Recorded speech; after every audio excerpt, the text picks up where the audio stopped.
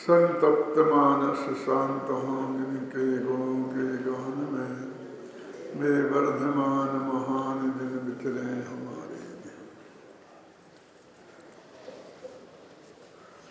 आठवीं गाथा समाप्त हो गई है समय सार परमागम की।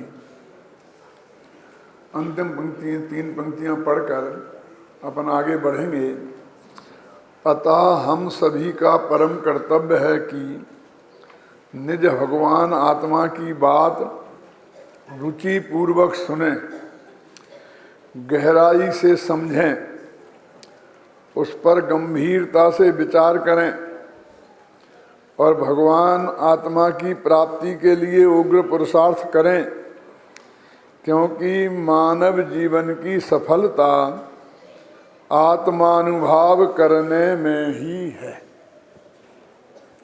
इस वाक्य में भी 5 लब्धियां आ गई हैं, समझे ना।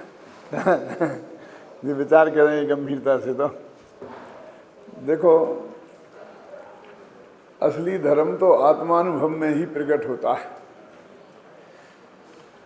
बृहद द्रव्य संग्रह की ये गाथा है, उसमें ये लिखा है कि निश्चय और व्यवहार दोनों ही मोक्ष मार्ग झाणे पाहूण ध्यान में ही प्रकट होते हैं।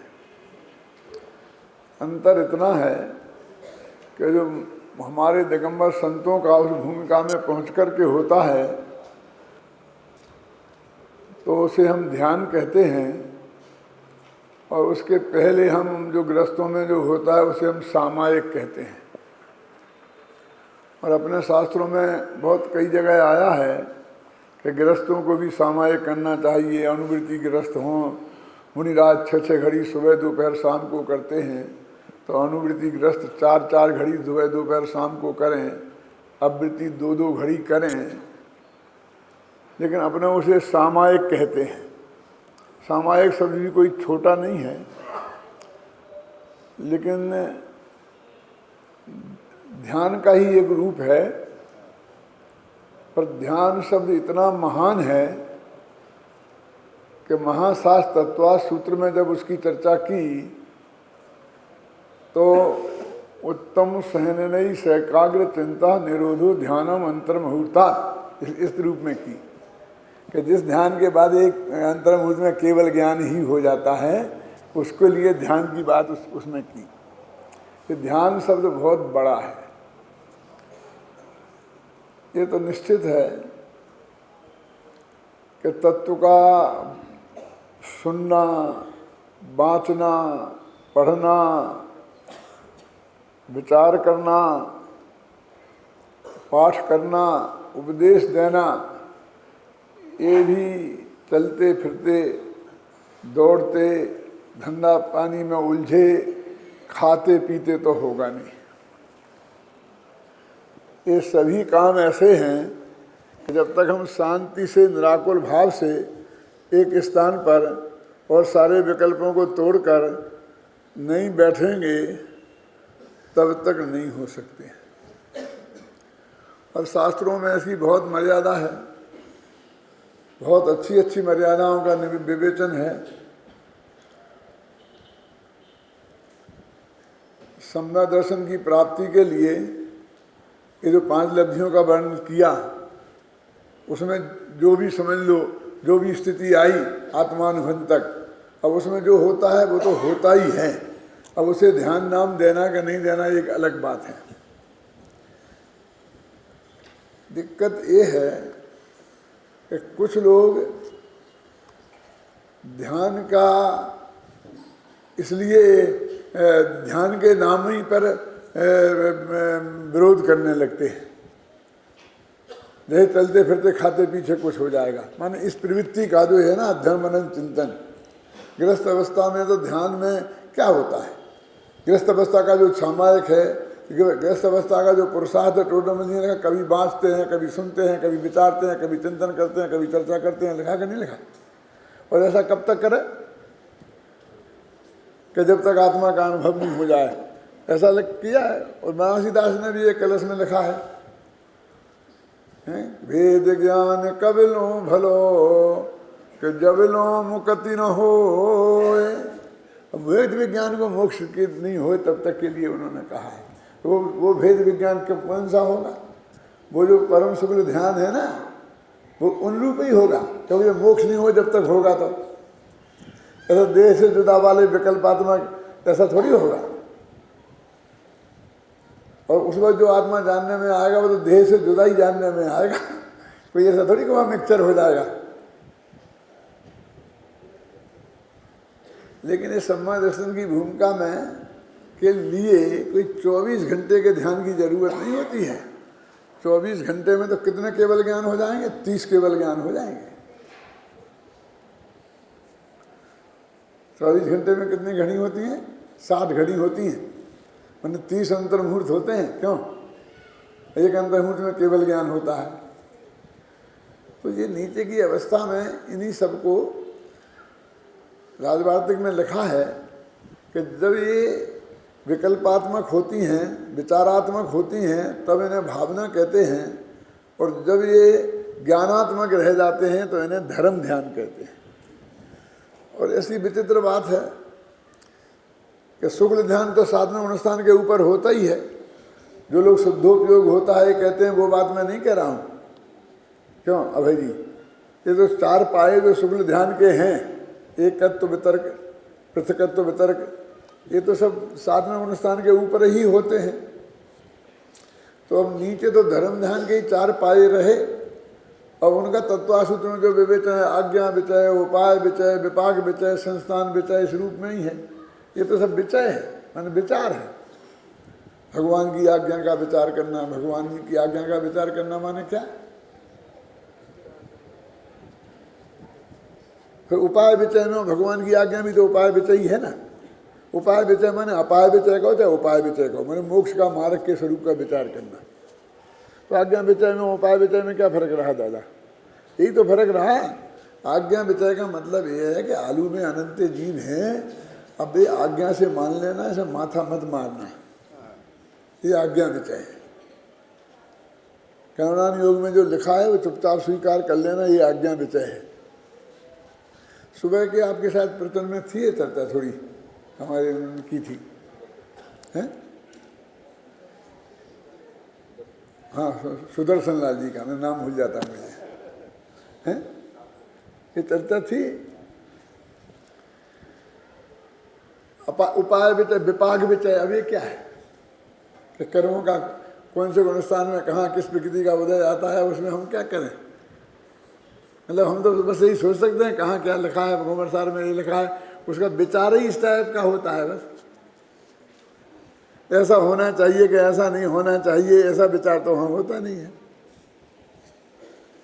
आज्ञा विचय, उपाय विचय, आज्ञा विचय माने चरणानि योग समझ लो मुख्य रूप से। उपाय विचय माने द्रव्यानि योग, विपाक विचय माने करुणानि योग, और संस्थान विचय माने भूगोल इतिहास के 3 लोग का नक्शा ऐसा है। ये तो सब बिल्कुल सारी बाहर की चीजें ये ज्यादातर है ना, और उनको धर्म ध्यान दिया, और 5वां कोई धर्म ध्यान का नाम लिया नहीं उनने।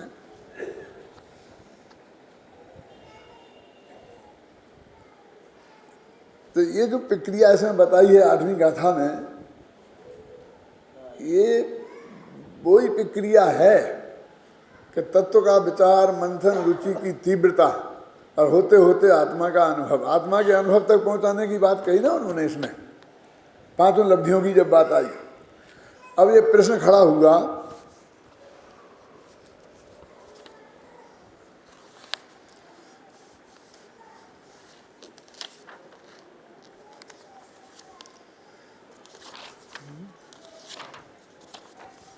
पेज बदल गया।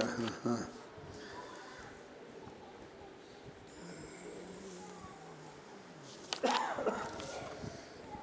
8वीं गाथा में यह कहा गया है कि परमार्थ का प्रतिपादक होने से व्यवहार ने भी स्थापित करने योग्य है, परंतु प्रश्न तो यह है कि व्यवहार ने परमार्थ का प्रतिपादक किस प्रकार है।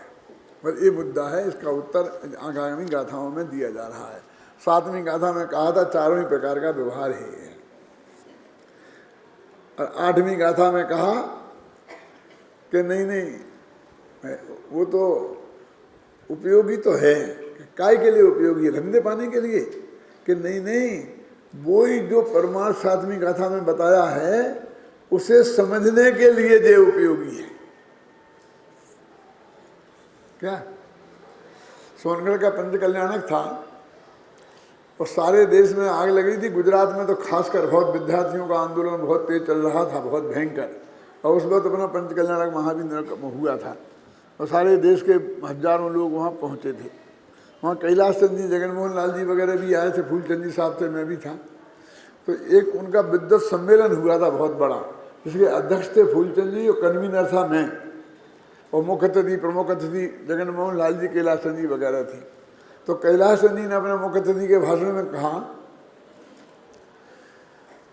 कि स्वामी जी कहते हैं कि निमित्त कुछ नहीं करता, लेकिन ये हजारों लोग जब सारे गुजरात में आग लग रही है, क्या वे स्वामी जी के निमित्त से ही तो आए हैं? उनकी वाणी सुनने के लिए ही तो आए हैं, क्यों? कैसे कहते हैं कि निमित्त का महत्व तो नहीं है? क्या? और खूब जोर से उन्होंने कहा उस बात को, तालियां पिट गई। सभी तरह के लोग थे, कोई तो समझे ही नहीं कि ये समर्थन कर रहे कि विरोध कर रहे हैं। तो स्वामी जी की तो महिमा ही थी ना कि ऐसी गुजरात में आग लग रही है और सारे देश से लोग जान की जोखिम पे लेके यहाँ आ गए, क्यों थी ना? लेकिन साथ में गुरुदेव के निमित्त वाले उपादान संबंधी सिद्धांत पे कटाक्ष भी था, क्यों? तो मैं था कन्वीनर, आप तो थे ना जुगराज जी। तो मैंने कहा कि पंडित जी ने कहा है कि गुरुदेव कहते हैं कि निमित्त कुछ नहीं करता है और गुरुदेव के निमित्त से ही सब ये आए हैं। इसमें मैं इतनी बात और जोड़ना चाहता हूँ कि ये सारे देश इस अंदर आग लगी है और फिर भी यहाँ इसलिए आए हैं कि निमित्त, ये सुनने के लिए आए हैं कि निमित्त कुछ नहीं करता।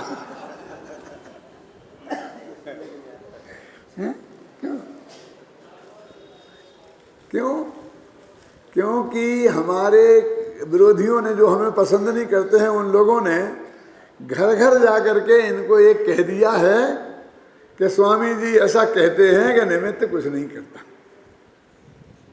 तो सुन तो लिया इन्होंने दूसरों के मुख से कि स्वामी जी क्या कहते हैं, लेकिन वो एक दफे कन्फर्म करना चाहते हैं कि ये लोग जो बता रहे हैं स्वामी जी सचमुच वैसा ही कहते हैं या नहीं कहते हैं।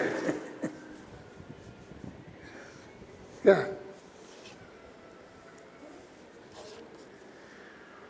तो ऐसे वो कहते हैं कि तुम व्यवहार ने। अरे भैया, वो व्यवहार ने तो उसी परमार्थ का प्रतिपादन करता है, उसके बिना वो परमार्थ को प्रतिपादन करेगा कौन? व्यवहार ने हे है और निश्चय ने परम उपादेय है, एक कथन कौन से ने कहा? पंचाध्यायी में लिखा है, उसमें लिखा कथन मात्र से व्यवहार। मुंह से बोलते ही तो व्यवहार हो जाता है, वो तो चुप्पा है निश्चय ने तो, क्यों? बोलते ही व्यवहार हो जाता है। इसलिए भाई इसी समय सार में आगे आगे लिखा कि इन दोनों में घनी मित्रता है, और में वो है ज्ञान क्रिया न परस्पर तीव्र मैत्री, है ना? राम और रावण भले ही एक दूसरे के जानलेवा शत्रु हों, लेकिन रामलीला में राम और रावण का पाठ करने वाले बहुत घनिष्ठ मित्र हैं। बाप बेटे ही हो सकते हैं, क्यों? हो सकते हैं कि नहीं हो सकते हैं? तो एक चल में व्यवहार में, और जो निश्चय में व्यवहार का निषेध करके निश्चय आता है, तो रावण को मारकर राम आता है, ख्याल में आई ना?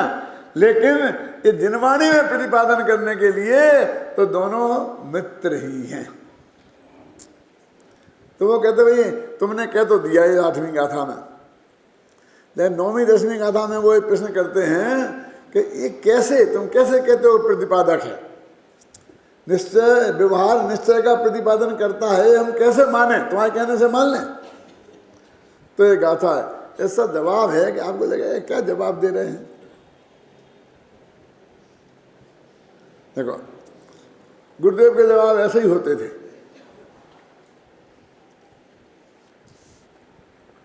थोड़ा नमूना बताऊं। कोई प्रश्न आता था उनके सामने कि साहब वो गवर्नमेंट सार में तो ऐसा लिखा है, समय सार में तो ऐसा लिखा है, टोडरमल जी का प्रश्न करता है शिष्य ऐसा, तो उनका उत्तर क्या होता था? खबर छे, बड़ी खबर छे, हजारों श्लोक पढ़ा था। अरे भाई तुमने क्या पढ़ा है और क्या नहीं पढ़ा है ये हम नहीं पूछ रहे हैं। क्यों? इसमें उत्तर क्या आया? उत्तर ये आया कि तुम हमको इतना बड़ा मूर्ख मत समझो कि ये बात जो तुम कह रहे हो वो हमने पढ़ी नहीं है, और हमने वो पढ़ी है और सब ग्रंथ भी पढ़े हैं, उसके विरुद्ध प्रतिपादन है वो भी हमने देखा है, और उसके बाद हम कह रहे हैं अब इस वजनदारी के साथ तो हमारी बात को सुनो और विचार करो। यहाँ पर माथा मारने की जरूरत नहीं है। क्या आप क्या समझ रहे ना? माने वो सारी अपेक्षाएं जो तुम प्रस्तुत कर रहे हो वो हमारे ख्याल में नहीं है, सो बात नहीं है। ऐसे ही उत्तर दिए है बस। कैसा? जो ईसुदेन अधिगच्छति अपान मृणम तु केवलम शुद्धम केवली मिषणो वर्णन्ति लोयपदी बैरा जो सुदृणानम सब्बम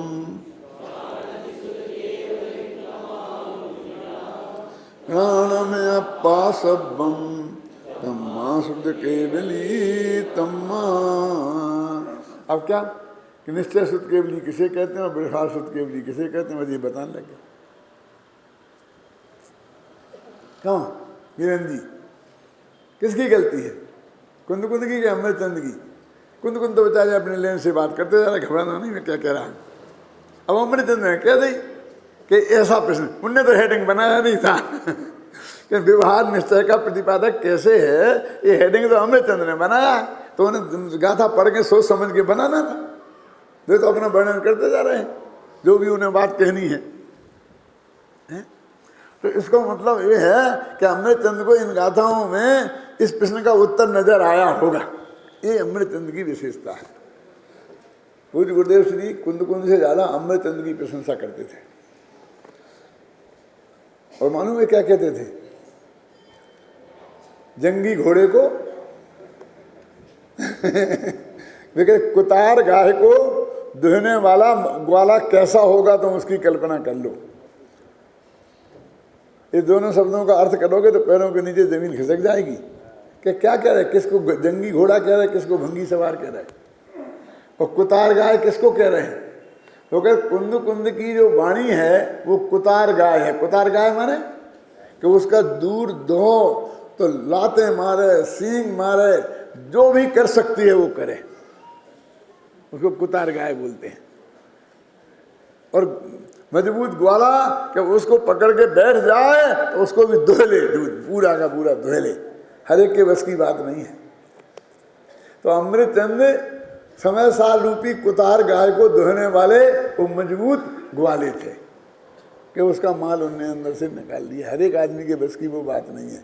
अरे उत्तर क्या, गाथा क्या कहती है कि जो श्रुत ज्ञान के द्वारा अकेले आत्मा को जानते हैं वो निश्चय श्रुत केवली है, और जो श्रुत ज्ञान के द्वारा द्वादशांग को जानते हैं वे व्यवहार श्रुत केवली है। बस अब ये उत्तर है। और वो कहते हैं निश्चय व्यवहार निश्चय का प्रतिपादक कैसे, और उत्तर दिए निश्चय व्यवहार देखिए जो बता दिए श्रुत केवली पे घटित करके। अब देखो अपन निकालेंगे बाद में, पहले अपन इसकी बात कर लेते हैं। सबसे बड़ा झगड़ा ये है कि उन्होंने दो पार्टियां खड़ी कर दी, एक निश्चय शुद्ध केवली वाली, एक व्यवहार शुद्ध केवली वाली। इस गाथा को समझने में जितनी गलती की गई उतनी शायद ही किसी गाथा को समझने में की गई हो। और बड़े बड़े पंडितों ने इस गाथा को तो उन मुख्य गाथाओं में रखा ही नहीं। तो 11वीं है, फिर 31वीं है, 32वीं है, 33वीं है, 38वीं है, 73वीं है। क्यों बोले सेलेक्टेड का था, इसको तो नहीं रखा। लेकिन वो ये कहते हैं कि एक गाथा में कितना गड़बड़ हुआ कि श्रुत केवली तो अकेले आत्मा को जाने, तो जो सम्मा दर्शन हुआ जिन्हें चौथे गुणस्थान में वे श्रुत केवली हो गए उनके हिसाब से। चौथे गुणस्थान वाले श्रुत केवली हो गए, आप समझे ना, केवल आत्मा को जाने तो वे श्रुत केवली होते हैं, उन्होंने आत्मा को जान लिया है। और व्यवहार वाले कहने के द्वा आत्मा को जाने चाहे न जाने, द्वादशांग के पाठी हो जाए तो वे श्रुत केवली। और द्वादशांग के पाठी कैसे हो जाएंगे आत्मा को जाने, वो बाद में निपटते रहेंगे। लेकिन शास्त्रों में लिखा है कि द्वादशांग का पाठी हो और आत्मा का ज्ञान नहीं हो, आत्मज्ञान से शून्य हो तो वो बेकार है। प्रथम स्थान में द्वादशांग का पाठी भी लिखा होता नहीं है, वो नक्की बात है, लेकिन भाषा तो ऐसी आई है ना आगम में। तो एक द्वादशांग के पाठियों के शुद्ध के केवलियों का एक अलग गांव होगा और निश्चय शुद्ध केवलियों का एक अलग गांव होगा। लेकिन भाई साहब, ये निश्चय व्यवहार शुद्ध केवली दो व्यक्तियों का नाम नहीं है, एक व्यक्ति ही और एक ही समय में। ऐसा नहीं कि जब वो शास्त्र पढ़ रहा है जब व्यवहार शुद्ध केवली और आत्मा का अनुभव कर रहा हो जब निश्चय शुद्ध केवली है। वो ही व्यक्ति निश्चय शुद्ध केवली है और वो ही व्यक्ति व्यवहार शुद्ध केवली है। भाई अंतर तो सिर्फ इतना है कि आत्मा को जानने के कारण उसे निश्चय शुद्ध केवली कहते हैं और संपूर्ण द्वादशांग को जानने के कारण उसे व्यवहार शुद्ध केवली कहते हैं। इतनी सी बात है, एक ही व्यक्ति के दो नाम हैं। और हर शुद्ध केवली को ये दोनों शर्तें पूरी करनी पड़ेंगी, घबराना नहीं, तब वो शुद्ध केवली कहलाएगा। ऐसा नहीं चलेगा कि अकेले आत्मा को जानता तो शुद्ध केवली कहता। मैं आपसे पूछता हूं कि केवली भगवान हुए, कल युगल जी का दोपहर में व्याख्यान चल रहा था ना, तो शुद्ध पंचमी पे चल रहा था, तो उन्होंने केवली बताया भगवान महावीर है, महावीर के बाद में गौतम स्वामी, जम्बू स्वामी, फिर भद्रबाहु तक शुद्ध केवली है, 5 बताया ना सब। तो भद्रबाहु के बाद कौन हुआ शुद्ध केवली? नहीं होगा। कोई आदमी बता सकता है भद्रबाहु के बाद हुए शुद्ध केवली का नाम है? मेरे महावीर के बाद हुए हैं केवली, महावीर के बाद केवली हुए हैं। गौतम स्वामी के बाद सुधर्माचार्य, पहले महावीर के बाद गौतम स्वामी केवली हुए, गौतम स्वामी के 12 वर्ष बाद सुधर्म स्वामी, और सुधर्म स्वामी के 12 वर्ष बाद जम्बू स्वामी। इन तीनों को अनुबद्ध केवली कहते हैं।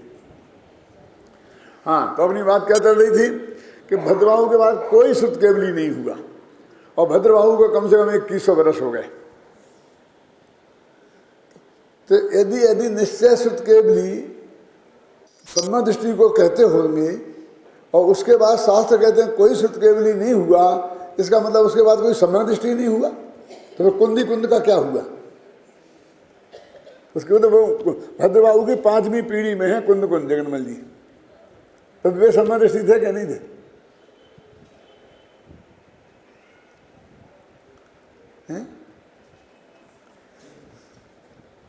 देखो वो शास्त्रों में ये तो यहाँ बताई है कि निश्चय से आत्मा को जाने शुद्ध केवली, लेकिन कौन जिसने द्वादशांग को जाना है ऐसा व्यक्ति, वो जो आत्मा को जानता है उसके कारण उसका नाम निश्चय केवली पड़ता है और उस द्वादशांग को जानने के कारण उसका नाम व्यवहार केवली पड़ता है। वो तो वो भद्र स्वामी के बहुभद्र स्वामी के बाद नहीं हुआ कोई शुद्ध केवली, सम्बन्धि तो हुए हैं। तो उसके बाद में समझ लीजिए कि वो अर्थ करने से जो कि वो ये अनर्थ हो जाएगा। अब कितने लोगों के वे शुद्ध केवली मतलब वे हो जाएंगे ये तो उन्हें पता नहीं, लेकिन मैं तो शुद्ध केवली हो जाऊंगा। क्यों? क्योंकि मैंने आत्मा को जाना है। कि कौन कहता है? कि मैं कहता हूं और मेरे 2-4 चेले चांटे कहते हैं।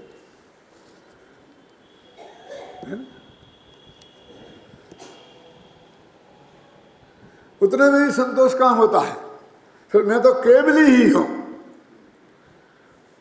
ऐसा भी अभी एक मत है अपने मोक्षुओं में।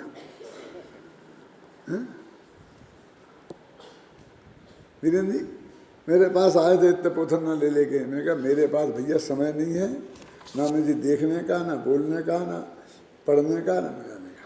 भाग्य की बात है कि जब मैं ऑपरेशन कराने जा रहा था, मैं बहुत ज़्यादा तबीयत खराब थी, उसके 15 दिन पहले आए, तो मैं सचमुच इस स्थिति में नहीं था। मैं पढ़ता कि फिर से बात करता अमर कुमार जी। भले उनने तो यही समझा कि जी हमसे बात नहीं करना चाहते, लेकिन मैं तो तत्काल 15 दिन बाद हॉस्पिटल में ही पड़ा था।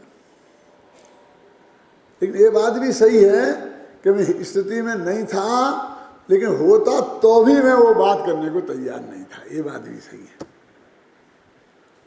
केवल ज्ञान टोडामल जी कितना साफ लिखते हैं कि यदि केवल ज्ञान होता अंदर में तो सुमेर पर्वत आड़े आ जाए तो भी केवल ज्ञान उसके बाद की बाहर की बात जान लेता कि नहीं जान लेता है। तो थोड़े मोड़े कर्मों मर्मों से क्या होता है, ये तो कितना सूक्ष्म है। तो इसलिए यहां कहते हैं कि वो श्रुत केवली की परिभाषा तो पहले एक आप समझ लो, नक्की कर लो। विस्तार से देखना है तो इन्हीं गाथाओं में जो है ना अपना समय सार का अनुशीलन भाग 1 उसमें देखना। मैं अभी नहीं बताऊंगा, वहाँ बहुत विस्तार से मैंने सब बातें लिखी हैं। तो यहाँ तो ये कहता हूँ, पहले यहाँ इतना मान लेना अभी अपन जो अपनी बात करना चाहते हैं उसके संदर्भ में कि एक ही व्यक्ति के 2 नाम हैं, 2 व्यक्ति नहीं है। अब वो कहते हैं कि आत्मा को जानने के कारण वो निश्चय केवली और लोकालोकों के जानने का व्यवहार केवली। तो उन्होंने उसमें तर्क क्या दिया है कि ये बताओ कि वो जो श्रुत ज्ञान है जिसमें आत्मा जाना जाता है और द्वादशांग जाना जाता है, वो श्रुत ज्ञान है वो आत्मा है कि अनात्मा? ऐसा प्रश्न किया अमरचंद्र ने। तुम बताओ हमें कि वो आत्मा है कि अनात्मा, वो श्रुत ज्ञान? तो अनात्मा तो तुम कह नहीं सकते, खुद ही कहते हैं, बोलने नहीं देते सामने वाले को। अनात्मा तो तुम कह नहीं सकते क्योंकि अनात्मा तो आकाश आदि द्रव्य है, पुद्गल आदि द्रव्य है। तो आकाश और पुद्गल जैसा तो वो है नहीं। तो फिर क्या कहोगे? तो गत्यंतराभावात, क्या गत्यंतराभावात माने दूसरा कोई रास्ता नहीं है, तो तुमको आत्मा ही कहना पड़ेगा। तो जब श्रुत ज्ञान भी आत्मा है तो आत्मा को जाना कि श्रुत ज्ञान को जाना, क्या फर्क पड़ा? तो एक ही बात तो हो गई। वो कहते हैं यदि ऐसा नहीं कहेंगे, ऐसा ही मान लें कि नहीं वो अकेला आत्मा को जानना और श्रुत ज्ञान को, तो फिर 2 पार्टियां खड़ी होती हैं। श्रुत ज्ञान को तो हम आत्मा को जानने के लिए जानते हैं। हाँ, अब मैं पूछता हूँ कि बोलो हमें आत्मा को समय सार को जानना कि समय सार को जानना? नहीं आया समझ में। फिर बोलता हूँ समय सार को जानना कि समय सार को पढ़ना? अब स्पष्ट हो गया। समय सार माने शुद्ध आत्मा, उसे जानना कि समय सार पढ़ना? बोलो। तो कहते समय सार को जानने के लिए समय सार को पढ़ना। कैसी बात करते हो? अरे जब समय सार को जानना तो समय सार को नहीं पढ़ोगे तो क्या करोगे? मेरा कहने का हम ये कहें समय सार को पढ़ो तो उसका अर्थ भी ये होता है कि आत्मा को जानो, और हम ये कहें कि आत्मा को जानो तो उसका अर्थ भी होता है आत्मा को जानो। तो हम दोनों ही बातें आत्मा को जानने की ही कह रहे। हम स्वाध्याय करने की बात कह रहे हैं तो वो दोनों ही बातें आत्मा को जानने की कह रहे हैं। प्रत्यन सार की 80वीं गाथा में उन्होंने मोह के नाश का उपाय बता दिया, मैंने सम्मदर्शन की प्राप्ति का उपाय बता दिया। क्यों? व्यासी में बता दिया कि इसी मार्ग से सब लोगों ने मोह का नाश करके केवली हुए हैं, ख्याल में है ना। फिर उन्होंने कहा कि भाई वो मोह क्या है, तो 83 में वो बता दिया, द्रव्यादि में मूल भाव वो मोह है, ऐसा है ना। फिर कहते गए, तब वो कहता है, हाथ खड़े कर दिए गए, तो तुम्हारा बहुत कठिन है। क्यों? कहाँ उत्पाद वय ध्रुव और अनुसूति से रचित प्रवाह, कहाँ कहाँ चक्कर डालें हम, हैं? क्यों? तो हमें तो कोई उपायांतर बताओ, कोई सरल उपाय बताओ। तुमको तो 10 उपवास ठोक सकते हैं, इसको 10 उपवास सरल लगते हैं और समय सार पढ़ना कठिन लगता है। ये सच्ची घटना है। जब हमारे गांव में हम पढ़ते थे ना, पहली दूसरी क्लास में, मोहनलाल जी, तो हमारे गांव में स्कूल भी नहीं था। तो एक कास्ट का लड़का था श्रीवास्तव, तो वो ट्यूशन से पढ़ाता था और एक आना 2 आना महीने लेता था, पढ़ाता 5 पढ़ाता था। तो हम भी पढ़ते थे उसमें। तो किसानों के लड़के भी पढ़ते थे। तो एक किसान, और उस वक्त लड़के आते नहीं थे, तो उनके घर पर हमको भेजते थे वो, और उस लड़के को पकड़ के लाओ। तो वो तो आसानी से तो आता नहीं था, अड़ जाता था घर में। तो एक लड़का एक टांग पकड़ता, एक लड़का दूसरी टांग पकड़ता, एक हाथ ऐसे पकड़ के ऐसा डोला डाली ले करके ऐसे आते थे। वो जमाना कि तुम तो कल्पना लोग की बातें समझोगे, तुम क्या समझोगे, वो जमाना हमने आंखों से देखा है। तो एक दिन की सच्ची घटना है कि हम लोग गए, दरवाजे पर खड़े थे, फलां है कह रहे थे, और लड़का अंदर अंदर रो रहा था और माँ और बेटे का संवाद चल रहा था। तो माँ कही थी, नहीं बेटा चला जा, बेटा चला जा। मैं नहीं माँ, हर हाँक खाऊंगा लेकिन पढ़ने नहीं जाऊंगा। समझे इसका अर्थ? का नहीं समझे? हर हाँक खाऊंगा माने मैं किसान खेती करूंगा और खेत में खुद हल चलाऊंगा। उसे बोलते हर हाँकना। हल मन समझ गया ना? हल चलाऊंगा लेकिन पढ़ने नहीं जाऊंगा। तो मुझे विचार आया, अभी भी आता है आज तक भी, कि उसे खेत में हल चलाना पसंद, माने पृथ्वी रूपी कागज पर हल रूपी कलम से इतने गहरे अक्षर खोदना समझ गए ना? 1 फुट गहरे अक्षर खोदना, और वो जेठ की दोपहरी में भयंकर गर्मी में, क्यों? ये उसे स्वीकार है। और उस जमाने में कागज कलम तो नहीं थी, वो खड़िया और स्लेट भी नहीं, पट्टी। तो उस पट्टी पर ऐसी वो उससे खड़िया से ये चलाना ऐसे कठिन दिखता है, वो हल चलाना सरल दिखता है।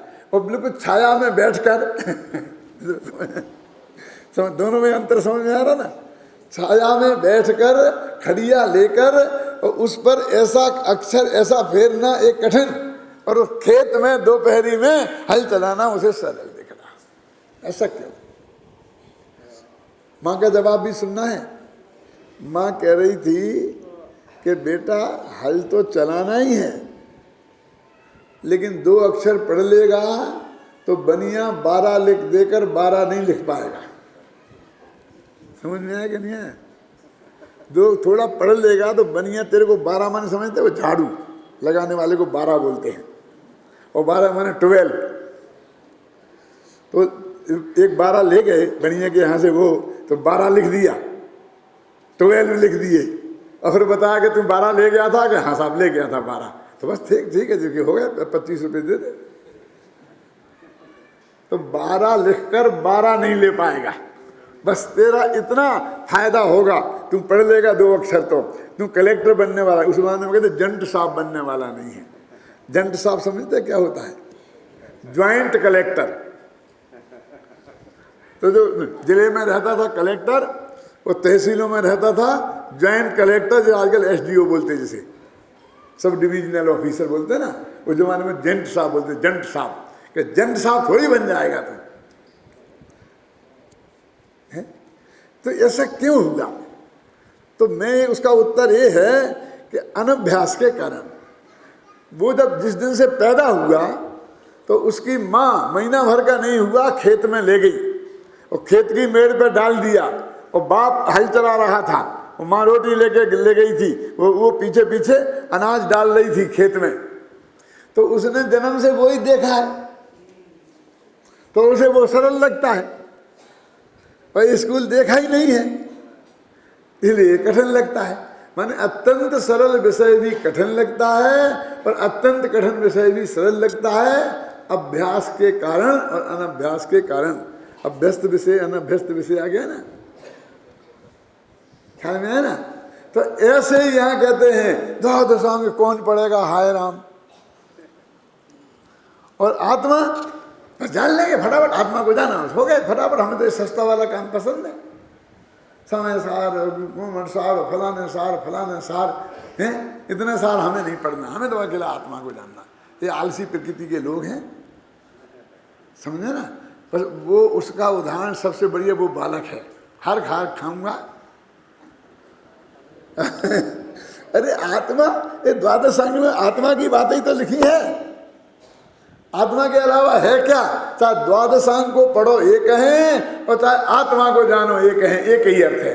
चाहे समय सार पढ़ो ये कहें, और चाहे आत्मा को जानो एक ही, दो काम ही नहीं है। तुम्हें द्वादश अंग पढ़ो क्यों? क्योंकि भैया द्वादश अंग में आत्मा का स्वरूप बताया है। और वो ये तुम्हारा जो काम आत्मा का जानने का होगा, ये तो कर्ण लब्धि के बाद होगा, कर्ण लब्धि में भी नहीं। कर्ण लब्धि के एक समय बाद, अंतिम समय कर्ण लब्धि का निकल जाएगा, फिर जो पहला समय आएगा ना, तब आत्मा का अनुभव होगा।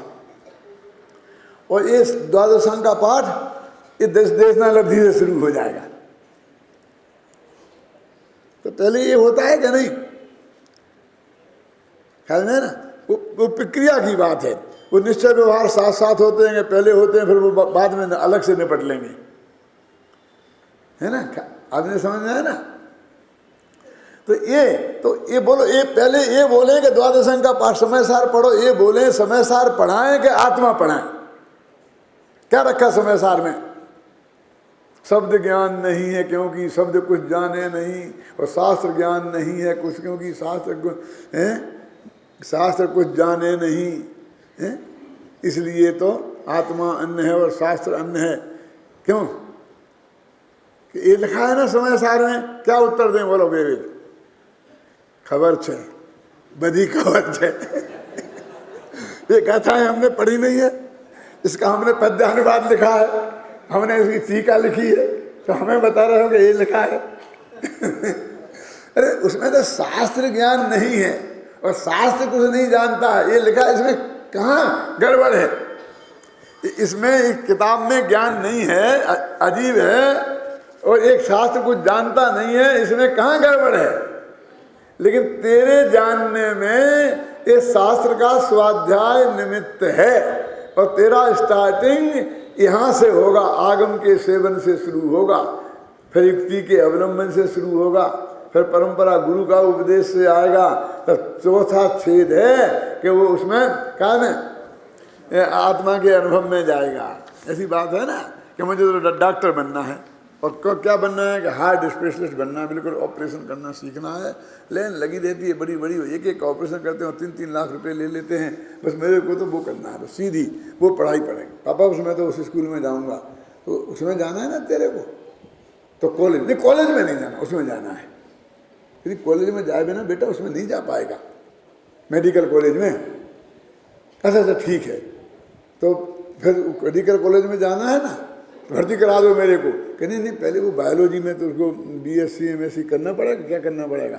कहने नहीं, वो नहीं करूँगा, मैं तो सीधा जाऊँगा। ये तो बिल्कुल शास्त्र ज्ञान नहीं है, क्योंकि शास्त्र को जाने नहीं।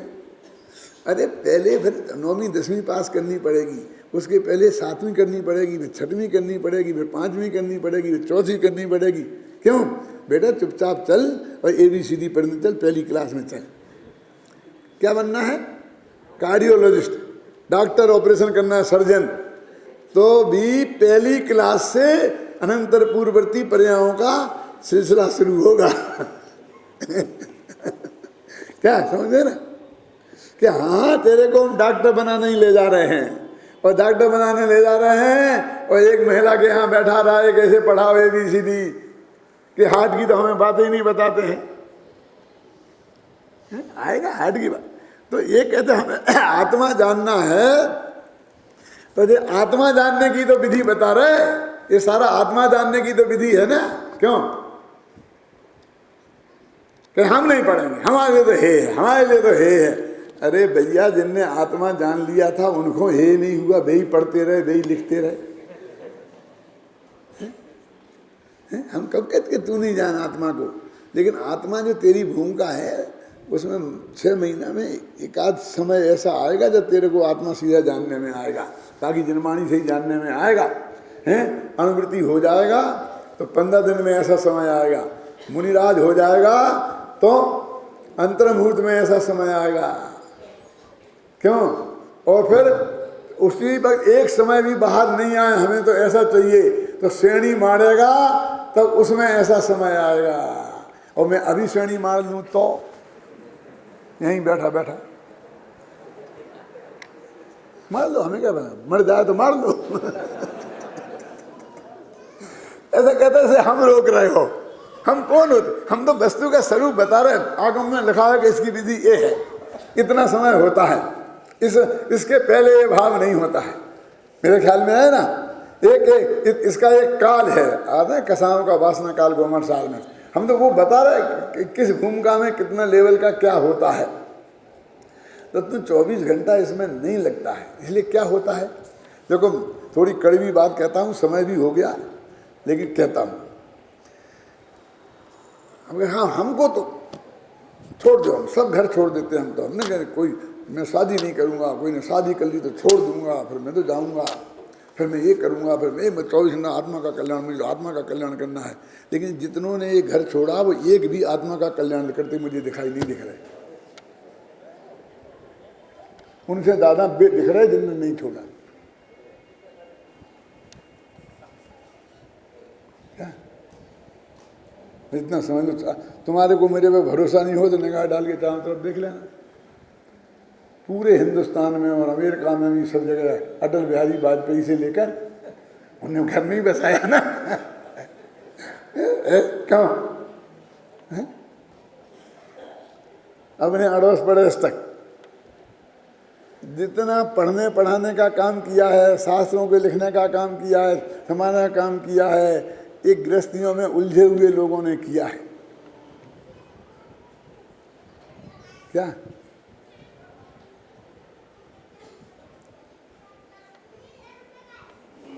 तो मेरा ये जो सत्य है इसमें भरोसा नहीं हो, किसी की आप ही नहीं समझो कि मैं किसी की आलोचना कर रहा हूँ, तो गंभीरता से देख लेना। तो वो तो शास्त्र सम्मत बात है। क्यों कि वो तो बहुत कम समय में बजने दो भाई, इनका आएंगे 10-20 हजार।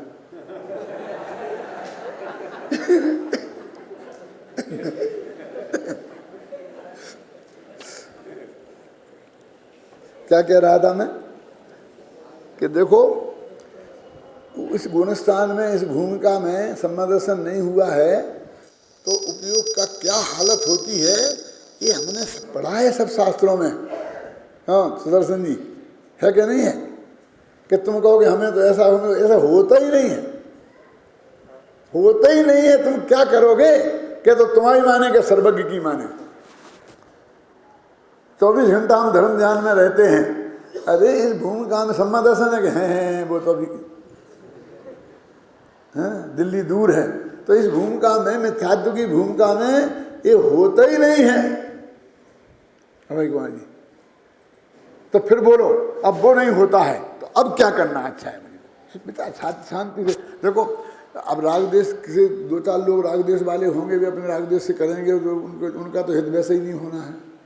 लेकिन बाकी का लोग तो वस्तु के स्वरूप को समझे ना, सत्य स्वरूप तो ख्याल में आए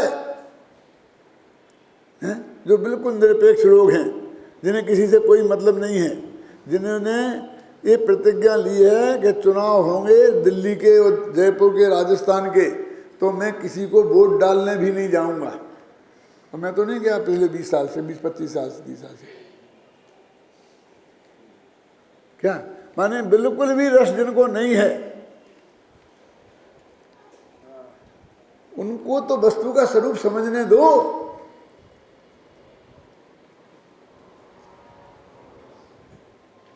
क्यों? क्या छड़ाला में से ये पंक्ति निकालने कि धन समाज गजराज बाज तो काज न आवे, ज्ञान आपको रूप भयो फिर अचल रहावे। क्यों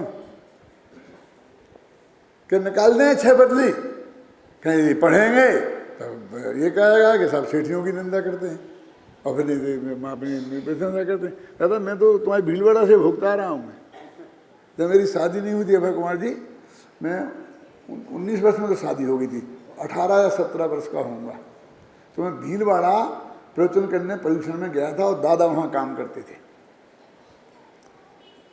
तुम्हें छेड़ाला की पंक्ति तुम्हारे भीलवाड़ा की बात है, ये भीलवाड़ा वाले बैठे हैं, ये मैं ये इसका अर्थ कर रहा था। तो वहाँ गोरीलाल जी अजमेरा बिल्कुल मिर्ची, आप जानते हैं, देखा होगा ना। हाँ, 20 सभा में खड़े हो गए, क्या बस सेठियों की निंदा और पंडितों की प्रशंसा। अब मेरे दादाजी की उम्र के थे वो, अब मेरे उनसे क्या हो बे सेठिया में कहेगा पंडित छेड़ाला का अर्थ कर रहा था, लेकिन एकदम गुस्से में आ गए। तो मैंने उन्हें समझा कि बैठो शांति से, भी ये छेड़ाला में लिखा है उसका अर्थ कर रहा हूँ, ऐसा कुछ है नहीं, मुझे आपसे कोई राग द्वेष नहीं है। नहीं, तुम्हारे बराबर हमारे नाती पोते खेलते हैं, खेलते थे, ये बात भी सही है, समझ गए आप। हम अनुभवी हैं, तुम अभी छोकरे हो। छोकरे तो हैं, हम तो छोकरे हैं, ये तो सही बात है, लेकिन तुम अनुभवी हो, लेकिन विषय कसाई के अनुभवी हो। अनुभव किसे कहते हो सेठ जी, आप ये जानते हो।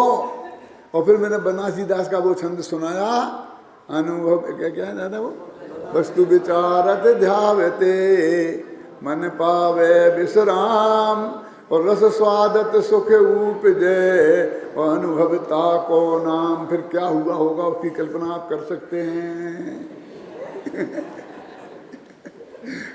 भाई तो ये हुआ कि दूसरे दिन का प्रवचन करने के लिए पंचों को मेरे घर मुझे मनाने के लिए आना पड़ा। मेरा घर माना भाई साहब और भाभी वहीं रहते थे और मैं उन्हीं के पास ठहरा था। ख्याल में है ना, मनाना आना पड़ा, बस खत्म। पर वो तो मैं तो रोने लग गया, क्या करता। तो मेरी आदत तो ये सेठियों से झगड़ने की तब की पड़ी है। सेठी माने सेठी लोग नहीं।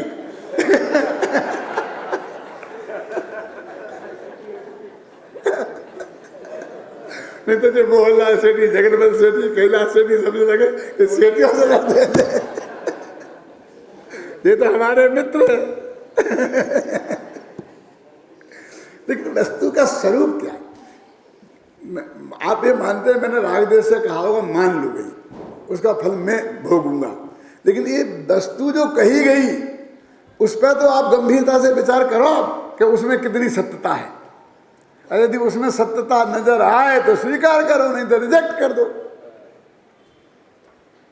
क्यों कैलासन जी, बस तो ये है कि द्वादशांग का पाठी जो कह रहे हैं समय सार पढ़ने के लिए, वो आत्मा को जानने के लिए ही कह रहे हैं कि सब हम आत्मा का ध्यान करेंगे। तो ध्यान करने के पहले कुछ चिंतन ऐसा तो कर लो। ध्यान में आत्मा का चिंतन करोगे ना, तो चिंतन क्या करोगे कि मैं शुद्ध हूं, बुद्ध हूं, निरंजन हूं, निराकार हूं, एक हूं। तो इतना तो सीख लो, कुछ तो सीखना पड़ेगा ना पहले। तो ये ज्ञान ध्यान का विरोधी नहीं है, मैं तो ये कहना चाहता। ज्ञान और ध्यान एक दूसरे के साधक हैं। क्या मुनिराजों को ज्ञानी ध्यानी कहा जाता है। और इनमें ज्ञान ध्यान तपो रखता तपस्वी सा प्रशस्यते। जो ज्ञान और ध्यान में लीन हैं वे तपस्वी हैं और वे प्रशंसा करने योग्य हैं। लिखा कि नहीं लिखा?